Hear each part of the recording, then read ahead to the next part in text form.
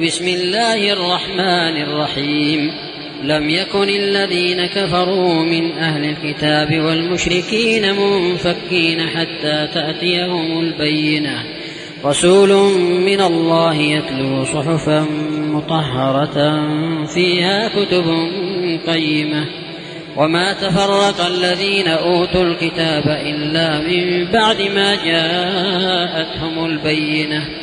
وما أمروا إلا ليعبدوا الله مخلصين له الدين حنفاء ويقيموا الصلاة ويؤتوا الزكاة وذلك دين القيمة. إن الذين كفروا من أهل الكتاب والمشركين في نار جهنم خالدين فيها أولئك هم شر البرية.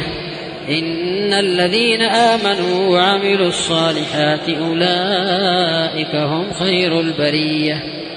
جزاؤهم عند ربهم جنات عدن تجري من تحتها الأنهار خالدين فيها أبدا رضي الله عنهم ورضوا عنه ذلك لمن خشي ربه.